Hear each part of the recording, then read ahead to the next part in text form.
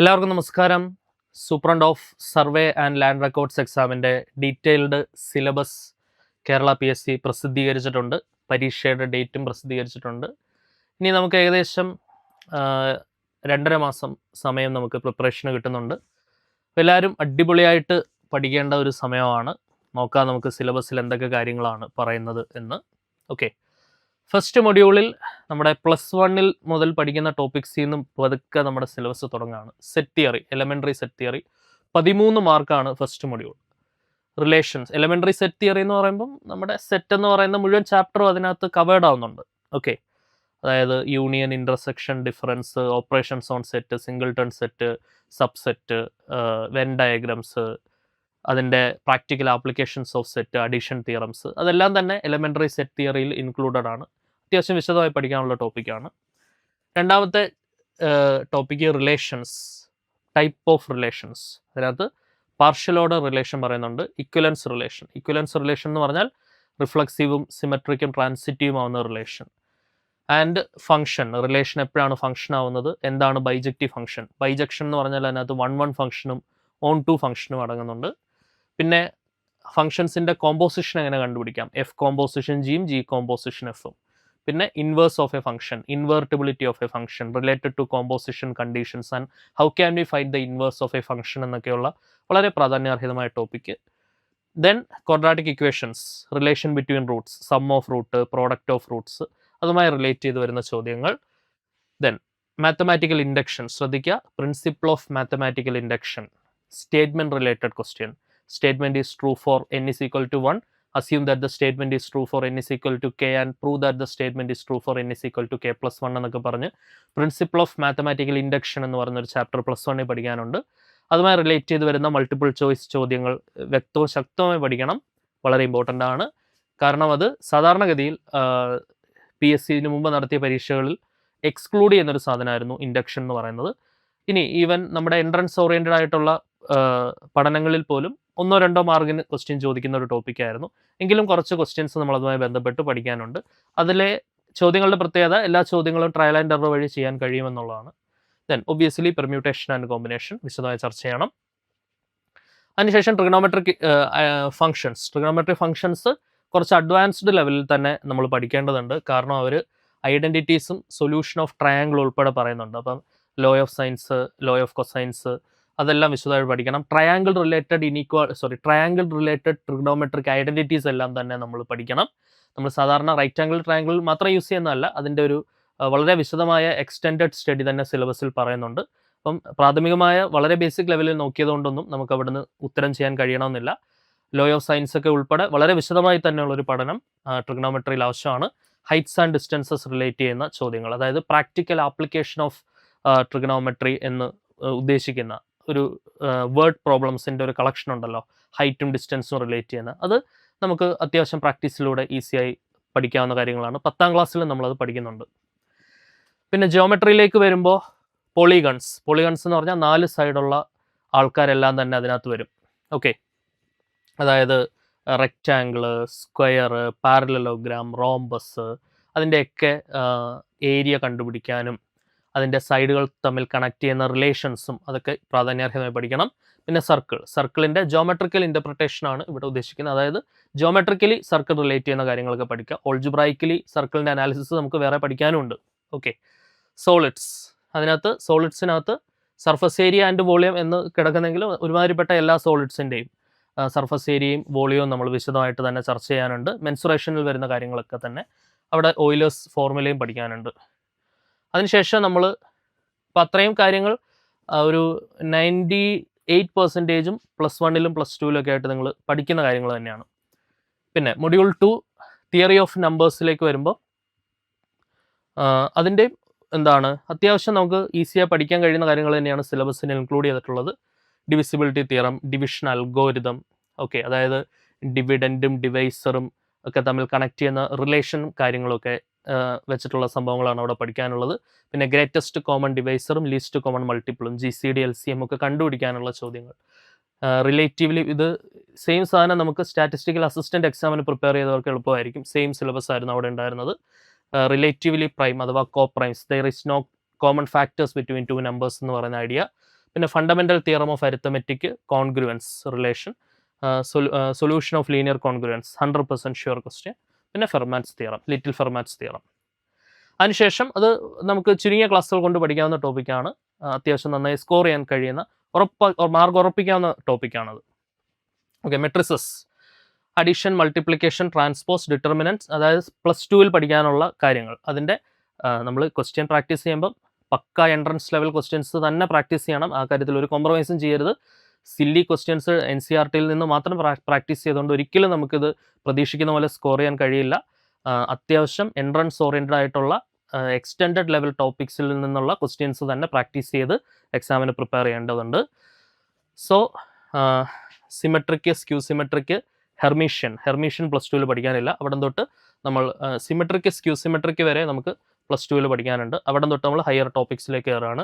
Hermitian, skew Hermitian, orthogonal, normal form, എക്ലൻ form, rank. ഇതൊക്കെ നമ്മളിപ്പോൾ latest ആയിട്ട് കഴിഞ്ഞ ഒരു പരീക്ഷയ്ക്ക് വേണ്ടി പഠിച്ചതാണ്, പ്രിപ്പയർ ചെയ്തത്. റിസർച്ച് ഓഫീസറും റിസർച്ച് അസിസ്റ്റൻറ്റും പ്രിപ്പയർ ചെയ്യുന്നവർക്കും സ്റ്റാറ്റിസ്റ്റിക്കൽ അസിസ്റ്റൻറ്റ് പഠിച്ചവർക്കും ഒക്കെ ഇത് ലളിതമായി കൈകാര്യം ചെയ്യാവുന്ന ടോപ്പിക്കാണ്. പക്ഷേ അവിടെയും ഹെർമീഷ്യനും സ്ക്യൂ ഹെർമീഷ്യനും നമുക്ക് സിലബസിലില്ലായിരുന്നു. പക്ഷേ ഇതിനകത്ത് നമുക്കത് പഠിക്കാനുണ്ട്. റാങ്ക് കണ്ടുപിടിക്കാനുള്ള ക്വസ്റ്റ്യനൊക്കെ നമുക്ക് ഉറപ്പിക്കാവുന്ന ക്വസ്റ്റ്യനാണ്. പിന്നെ സിസ്റ്റം ഓഫ് ലീനിയർ ഇക്വേഷൻ്റെ സൊല്യൂഷൻ, അത് റിലേറ്റഡ് കൺസിസ്റ്റൻസി റിലേറ്റഡ് കാര്യങ്ങളും അവിടെ നിങ്ങൾ പഠിക്കണം. Eigen values, eigen vectors relate ചെയ്യുന്ന കാര്യങ്ങൾ.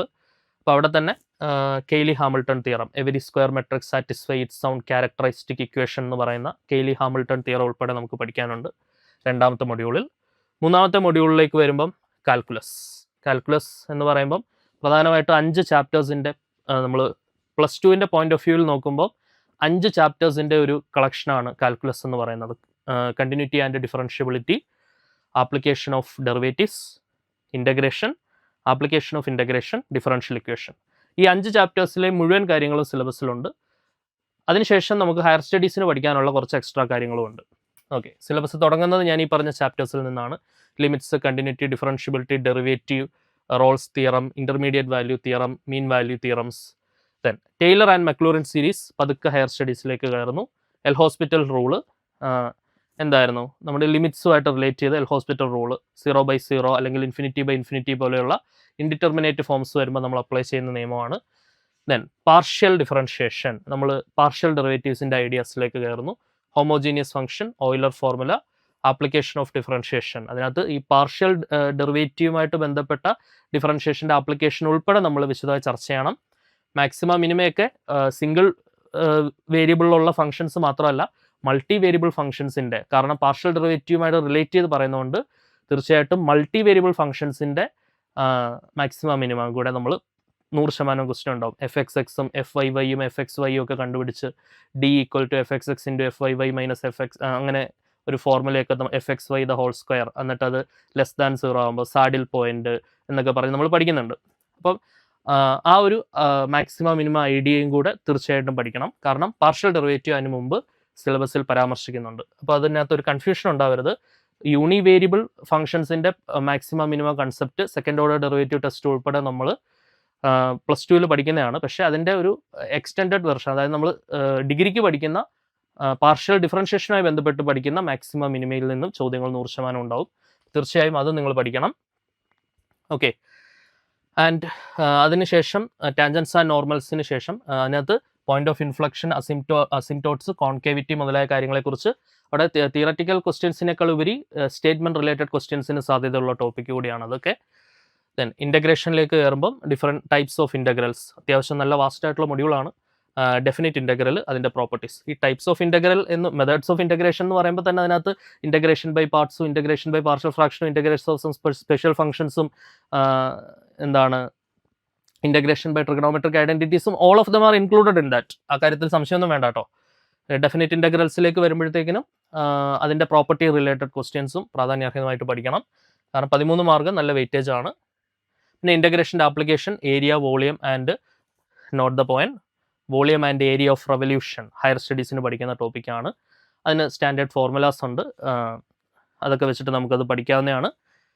അപ്പോൾ സാധാരണഗതിയിൽ ഏരിയ മാത്രമല്ല വോളിയം ഓഫ് റെവല്യൂഷൻ ഉൾപ്പെടെ പറയുന്നുണ്ട്. That's an important point. അത് നമുക്ക് ഹയർ സ്റ്റഡീസിൻ്റെ ടോപ്പിക്കാണ്, അത് നമുക്ക് വിശദമായിട്ട് ചർച്ച ചെയ്യാനുണ്ട്. പിന്നെ double integral, triple integral evaluation, കോണി സെക്ഷൻസിലേക്ക് വരുമ്പോഴത്തേക്കിനും തീർച്ചയായും സർക്കിൾ പഠിക്കണം. സർക്കിളിൻ്റെ ക്വസ്റ്റ്യൻസ് ഉറപ്പായിട്ടും വരാൻ സാധ്യതയുണ്ട്. പിന്നെ parabola, ellipse, hyperbola, certain parametric and polar forms, cartesian form, parametric and polar forms പറയുന്നുണ്ട്. ഓക്കെ, ദെൻ അടുത്ത മൊഡ്യൂളിലേക്ക് വരുമ്പം നമ്മുടെ റിയൽ അനാലിസിസ് റിലേറ്റ് ചെയ്യുന്ന മൊഡ്യൂളാണ്. Bounded set, infimum, supremum, order of completeness, neighbourhood, interior, open, closed set, Bolzano Weierstrass theorem, dense set, countable set, uncountable set. വളരെ basic ആയിട്ടുള്ള കാര്യങ്ങളാണ്. നമുക്ക് റിയൽ അനാലിസിസ് പഠിച്ചു തുടങ്ങുമ്പോൾ തന്നെ നമ്മൾ പഠിക്കുന്ന കാര്യങ്ങളാണ്. ഓൾറെഡി പല സിലബസുകളിലും കേരള PSC മുൻപ് സെയിം സാധനം ചോദിച്ചിട്ടുമുണ്ട്. അതിനുശേഷം കൺവെർജൻസ്, ഡൈവർജൻസിലേക്കൊക്കെ നമ്മൾ വരികയാണ്. Monotonic sequence, sub sequence, convergence, divergence, absolute convergence. ഇത് ഇപ്പോൾ നമ്മുടെ ലേറ്റസ്റ്റ് ആയിട്ട് കഴിഞ്ഞ സ്റ്റാറ്റിസ്റ്റിക്കൽ അസിസ്റ്റൻറ്റ് സിലബസിനകത്തുള്ള സെയിം റിയൽ അനാലിസിസ് തിയറം തന്നെയാണ്. സിഗ്മ 1/n⁻p വരെ അവർ കൊടുത്തിട്ടുള്ളത്. പിന്നെ test for convergence, obviously Riemann integral, properties, integrability എല്ലാം അത് തന്നെയാണ് കേട്ടോ. ഇനി കോംപ്ലക്സ് നമ്പേഴ്സിലേക്ക് വരുന്ന സമയത്ത് മോഡുലസ്, കോൺജുഗേറ്റ് എല്ലാം +2 പഠിക്കുന്നതാണ്. പക്ഷേ nth റൂട്ട് ഓഫ് യൂണിറ്റി വളരെ ഇമ്പോർട്ടൻ്റ് ആണ്. ക്യൂബ് റൂട്ട് ഓഫ് യൂണിറ്റി നമ്മൾ എടുത്ത് പഠിക്കുന്നുണ്ട്. 1 omega, omega square, sum of cube roots of unity 0, product of cube roots of unities 1 എന്നൊക്കെ പറഞ്ഞ് പഠിക്കുന്നുണ്ട്. പക്ഷേ nth റൂട്ട് എന്ന് പറയുമ്പോഴത്തേക്കിനും അതൊന്ന് ജനറലൈസ് ചെയ്ത് പഠിക്കാനുണ്ട്. അത് റിലേറ്റ് ചെയ്യുന്ന ചോദ്യങ്ങൾ പ്രതീക്ഷിക്കാം. കോംപ്ലക്സ് വേരിയബിളിൻ്റെ ഫംഗ്ഷൻ, കാരണം nth റൂട്ട് സാധാരണ ഇതിന് മുൻപ് കേരള PSCയുടെ സിലബസുകൾ കാണാത്തൊരു സാധനമാണ്. പിന്നെ കോംപ്ലക്സ് ഫംഗ്ഷൻസ്, അതിൻ്റെ analytic function, Cauchy-Riemann equations, Taylor series, Lawrence series relate ചെയ്യുന്ന കാര്യങ്ങൾ. അതിനുശേഷം വെക്ടർ കാൽക്കുലസിലേക്ക് നമ്മൾ പ്രവേശിക്കുകയാണ്. +2 പഠിക്കാനുള്ള ടോപ്പിക്കിൽ നിന്നാണ് തുടക്കം. Dot product, cross product, projection of one vector on another vector, angle between 2 vectors, അതൊക്കെ പഠിച്ചുകൊണ്ട് വേണം നമ്മളിത് ആരംഭിക്കാൻ. അതുമായിട്ട് റിലേറ്റ് ചെയ്ത് വരുന്ന ചോദ്യങ്ങൾ 100% നമ്മൾ പ്രാക്ടീസ് ചെയ്യണം. എന്നിട്ട് പതുക്കെ ഹയർ സ്റ്റഡീസിൻ്റെ ടോപ്പിക്കിലേക്ക് നമ്മൾ കയറാണ്. ഓക്കെ, കോപ്ലാനാരിറ്റി, അൺലൈറ്റ്, orthogonal triads, dot products, cross product, properties, അതെല്ലാം +2 പഠിക്കാനുള്ളതാണ്. വെക്ടർ ഡിഫറൻഷിയേഷൻ മുതൽ ഹയർ സ്റ്റഡീസിലേക്ക് നമ്മൾ കയറുകയാണ്. Unit tangent vector, unit normal vector, ഇതൊക്കെ നമ്മൾ ഫസ്റ്റ് സെമസ്റ്ററിൽ പഠിക്കുന്ന കാര്യങ്ങളാണ്. Curvature, torsion, vector field, scalar field, gradient, convergence, curl, directional derivative, ഇതൊക്കെ നമ്മൾ ചെയ്ത് പറഞ്ഞ് ഒരുപാട് ചെയ്തിട്ടുള്ള സാധനങ്ങളാണ്. ഓർമ്മയുണ്ടാവും എന്ന് വിചാരിക്കുന്നു എല്ലാവർക്കും ഇതൊക്കെ. Okay, vector integration, line integral, conservative vector field, potential function, Green's theorem, Stokes theorem, divergence theorem, ഒരുപാട് പഠിക്കാനുണ്ട്. പക്ഷേ നമുക്ക് വലിയ പ്രയാസമില്ലാതെ പഠിക്കാവുന്ന ടോപ്പിക്കാണ് എൻ്റെ അഭിപ്രായത്തിൽ. ഓക്കെ, അതിനുശേഷം ഡിഫറൻഷ്യൽ ഇക്വേഷനിലേക്ക് പ്രവേശിക്കുമ്പോൾ സ്വാഭാവികമായിട്ടും ഡിഫറൻഷ്യൽ ഇക്വേഷൻ +2 റിലേറ്റഡ് ടോപ്പിക്സിൽ തുടങ്ങുന്നു. Order, degree, first order differential equations ആയിട്ട്. ഫസ്റ്റ് ഓർഡർ ഡിഫറൻഷ്യൽ ഇക്വേഷൻ എന്ന് പറഞ്ഞാൽ അതിനകത്ത് വേരിയബിൾ സെപ്പറബിൾ, ഓർഡിനറി, ലീനിയറും ഹോമോജീനിയസും എല്ലാം ഇൻക്ലൂഡഡ് ആണ്. Then solution of equation, variable separable, exact പറയുന്നുണ്ട്, m×dx + n×dy = 0 ടൈപ്പ്. ദെൻ അതിനുശേഷം higher order differential equations, both homogeneous and non homogeneous type, constant coefficients and non constant coefficients, അതായത് നമ്മുടെ Cauchy Euler ഒക്കെ വരുന്നുണ്ട്. പിന്നെ solution of by method of undetermined കോഎഫിഷ്യൻസും വരുന്നുണ്ട്. Okay, then അതിനുശേഷം അത്രയാണ് മാത്സിൽ പ്രധാനമായിട്ടും വരുന്നത്. അതിനുശേഷം സ്റ്റാറ്റിസ്റ്റിക്സ് റിലേറ്റഡ് ആയിട്ടുള്ള കാര്യങ്ങളാണ്. പക്ഷേ സ്റ്റാറ്റിസ്റ്റിക്സ് റിലേറ്റഡ് ആയിട്ടുള്ള ടോപ്പിക് ആണെങ്കിൽ പോലും പക്ക സ്റ്റാറ്റിസ്റ്റിക്സ് ടോപ്പിക്സിലേക്ക് നമ്മുടെ സിലബസ് പോകുന്നില്ല. പ്യുവർലി മാത്തമാറ്റിക്കൽ നോളജ് വെച്ചും അല്ലെങ്കിൽ മാത്തമാറ്റിക്സ് ബാക്ക്ഗ്രൗണ്ട് വെച്ചും മാത്തമാറ്റിക്സ് സൈഡിൽ നിന്നും ഹാൻഡിൽ ചെയ്യാൻ സാധിക്കുന്ന, മാത്തമാറ്റിക്സിൻ്റെ ഭാഗമായി തന്നെ നമ്മൾ പലപ്പോഴേ പഠിച്ചിട്ടുള്ള സ്റ്റാറ്റിസ്റ്റിക്സ് ടോപ്പിക്സ് മാത്രമാണിത്. എന്താണ് ഒരു പ്യുവർ സ്റ്റാറ്റിസ്റ്റിക്സ് കോർ ടോപ്പിക്സിലേക്കൊന്നും നമ്മുടെ സിലബസ് കടന്നു ചെല്ലുന്നില്ല. അതുകൊണ്ട് തന്നെ മാത്തമാറ്റിക്സ് നോളജ് വെച്ചുകൊണ്ട് അല്ലെങ്കിൽ മാത്തമാറ്റിക്കൽ അനാലിസിസ് വഴി അല്ലെങ്കിൽ മാത്തമാറ്റിക്സ് സിംപ്ലിഫിക്കേഷൻസിനൊക്കെ ഊന്നൽ നൽകിക്കൊണ്ടുള്ള അല്ലെങ്കിൽ പ്രാധാന്യം നൽകിക്കൊണ്ടുള്ള ഒരു സിലബസ് തന്നെയാണ് സ്റ്റാറ്റിസ്റ്റിക്സിൻ്റെ ഭാഗമായി കൊടുത്തിട്ടുള്ളത്. തീർച്ചയായും ഡാറ്റ റെപ്രസെൻറ്റേഷനൊക്കെ ഇതെല്ലാം മാത്സിൽ പഠിക്കുന്ന കാര്യങ്ങളാണ്. നമ്മൾ മെജോറിറ്റി ഓഫ് ദ കാര്യങ്ങളും frequency table, contingency table, bar diagram, pie chart, graph, frequency polygon, ogives, ഇതൊക്കെ നമ്മൾ മാത്സിലും പഠിക്കുന്ന കാര്യങ്ങളാണ്. ഡിസ്ക്രിപ്റ്റീവ് സ്റ്റാറ്റിസ്റ്റിക്സിലേക്ക് വരുമ്പോഴത്തേക്കിനും arithmetic mean, median, mode, range, deviation, standard deviation, quartile deviation, dispersion, coefficient of variation, moment, skewness, kurtosis, skewness and കട്ടോസിസിൻ്റെ measurement. അതിനുശേഷം പ്രോബബിലിറ്റിയിലേക്ക് കടക്കുന്നു. എന്താണ് event, sample space, probability of an event, simple event, types, classification of events, mutually exclusive events, exhaustive events, അങ്ങനെ probability related ആയിട്ടുള്ള കുറേ കാര്യങ്ങൾ. Type of event, independent event, definition of probability, addition theorem, probability of A union B, probability of A intersection B, അങ്ങനെയുള്ള addition theorems, conditional probability under A condition, probability of A given, ഇതെല്ലാം plus ടുവിൽ പഠിക്കുന്നതാണ്. Multiplication theorem, base theorem വരെ എല്ലാം നമുക്ക് പരിചയമുള്ള ടോപ്പിക്കാണ്. നന്നായിട്ട് ക്വസ്റ്റ്യൻ പ്രാക്ടീസ് ചെയ്യേണ്ട ടോപ്പിക്കുകളാണ്. അതിനുശേഷം നമ്മുടെ പ്രോബബിലിറ്റിയുടെ തന്നെ കുറച്ച് എക്സ്റ്റെൻഡഡ് വെർഷൻസിലേക്ക് നമ്മൾ കടക്കുകയാണ്. That is random variable. രണ്ടായിട്ട് തിരിക്കാം, continuous random variable, discrete random variable. അതുമായിട്ട് റിലേറ്റ് ചെയ്ത് വരുന്ന പ്രോബ്ലംസ്. മീൻ കണ്ടുപിടിക്കുന്നത്, മാത്തമാറ്റിക്കൽ എക്സ്പെക്ടേഷൻ എന്ന് പറഞ്ഞാൽ മീൻ എങ്ങനെ കണ്ടുപിടിക്കാം, probability mass function, probability density function, probability distribution function, independent random variable, MGF, moment generating function, standard distributions ആയിട്ടുള്ള യൂണിഫോം, പോയിസോൺ, നോർമൽ, ബൈനോമിയൽ, ഇത്രയും കാര്യങ്ങൾ സിലബസിൽ പറയുന്നുണ്ട്. പിന്നെ ബൈവേരിയറ്റ് റാൻഡം വേരിയബിൾ, അത് സാധാരണ നമ്മൾ ലേറ്റസ്റ്റ് ആയിട്ടുള്ള കുറച്ച് സിലബസുകളിലൊന്നും ഇല്ലാതിരുന്ന സാധനമാണ് ബൈവേരിയറ്റ് റാൻഡം വേരിയബിൾ. എക്സും വൈയും റാൻഡം വേരിയബിൾ ആയിട്ട് വരുന്ന കേസ്, അത് ജോയിൻറ്റ് ഡിസ്ട്രിബ്യൂഷൻ എന്ന് വിളിക്കും. അതിൻ്റെ മാർജിനൽ കണ്ടീഷണൽ ഡിസ്ട്രിബ്യൂഷൻസിനെ കുറിച്ച് റിലേറ്റഡ് ക്വസ്റ്റ്യൻസ് നമുക്ക് പഠിക്കാനുണ്ട്. പിന്നെ തീർച്ചയായും correlation and regression analysis of two random variables, marginal and conditional distributions, Karl Pearson's coefficient of correlation, Spearman rank correlation coefficient, principle of least square, curve fitting, simple linear regression. നമ്മൾ സാധാരണ statistics സ്ഥിരം കാണുന്ന സാധനങ്ങളാണ് ഇതൊക്കെ. പിന്നെ 12 മാർക്കിൻ്റെ അടുത്തതായിട്ട് നമുക്ക് പഠിക്കാനുള്ളത് സാമ്പിളിംഗ് മെത്തേഡ്സ് ആണ്. അത് നമ്മൾ സ്റ്റാറ്റിസ്റ്റിക്സ് സ്ഥിരം കാണുന്ന സാധനങ്ങളാണ്. Sampling census, sampling and non sampling errors, simple random sampling, systematic sampling, stratified sampling, അത് സാമ്പിളിങ്ങിൻ്റെ വ്യത്യസ്തമായ ക്ലാസിഫിക്കേഷൻസും കാര്യങ്ങളൊക്കെ. അങ്ങനെ പോയി central limit theorem, desirable properties of estimate, biasness, unbiasness, consistency, sufficiency, efficiency മുതലായ കാര്യങ്ങളൊക്കെയാണ് നമുക്കവിടെ പഠിക്കാനുള്ളത്. ഓക്കെ, സോ ഇത്രയുമാണ് നമുക്ക് നമ്മുടെ സിലബസിൽ വരുന്നത്. ലാസ്റ്റിലത്തെ 3 മൊഡ്യൂൾ കംപ്ലീറ്റ്ലി സ്റ്റാറ്റിസ്റ്റിക്സ് ആണ്. പക്ഷേ നമുക്ക് എന്താണ്, മാത്സ് ബാക്ക്ഗ്രൗണ്ട് ഉള്ളവർക്ക് ബുദ്ധിമുട്ടുള്ള സ്റ്റാറ്റിസ്റ്റിക്സ് ഒന്നുമല്ല, അവർക്ക് ഈസി ആയിട്ട് ഹാൻഡിൽ ചെയ്യാം. കാരണം മെജോറിറ്റി ഓഫ് ദ ടോപ്പിക്സ് നമുക്ക് മാത്സിൽ പ്ലസ് ടുവിലൊക്കെ പഠിക്കാനുള്ള സ്റ്റാറ്റിസ്റ്റിക്സും അതിൻ്റെ എക്സ്റ്റെൻഡഡ് ലെവലിൽ വരുന്ന ടോപ്പിക്സിലും പിന്നെ പ്രോബബിലിറ്റിയിലും ഒക്കെ കവറായി പോകുന്നതുകൊണ്ട് കുറച്ച് കാര്യങ്ങൾ മാത്രം നിങ്ങൾക്ക് എക്സ്ട്രാ പഠിക്കേണ്ടതായിട്ടുള്ളൂ. അതും നിങ്ങൾ പല കോമ്പറ്റേറ്റീവ് എക്സാംസിനൊക്കെ ആയിട്ട് പഠിച്ചിട്ടുള്ള കാര്യങ്ങൾ തന്നെയാണ്. ഓക്കെ, സോ ഇത്രയുമാണ് നമ്മുടെ മാത്സിൻ്റെ സിലബസിൽ വരുന്നത്. കഴിഞ്ഞ എക്സാം അനുസരിച്ചിട്ടുള്ള ലാപ്ലേസ് ട്രാൻസ്ഫോം പോലെയുള്ള ടോപ്പിക്കുകളൊക്കെ ഇവിടുന്ന് എല്ലാം ഒഴിവാക്കി കിട്ടിയിട്ടുണ്ട്. എല്ലാം തന്നെ നമുക്ക് അത്യാവശ്യം ഒന്ന് പരിശ്രമിച്ചാൽ നേടിയെടുക്കാവുന്ന ടോപ്പിക്സ് തന്നെയാണ്. മാസ്റ്റർ കീ അക്കാഡമിയുടെ ഭാഗമായി ഈ പരീക്ഷയ്ക്ക് തയ്യാറെടുക്കാൻ ആഗ്രഹിക്കുന്നവർ തീർച്ചയായിട്ടും നമ്മൾ നടത്തുന്ന കോഴ്സിലേക്ക് ജോയിൻ ചെയ്ത് നിങ്ങൾക്ക് പഠിക്കാവുന്നതാണ്. സോ അപ്പോൾ നമുക്ക് വീണ്ടും കാണാം.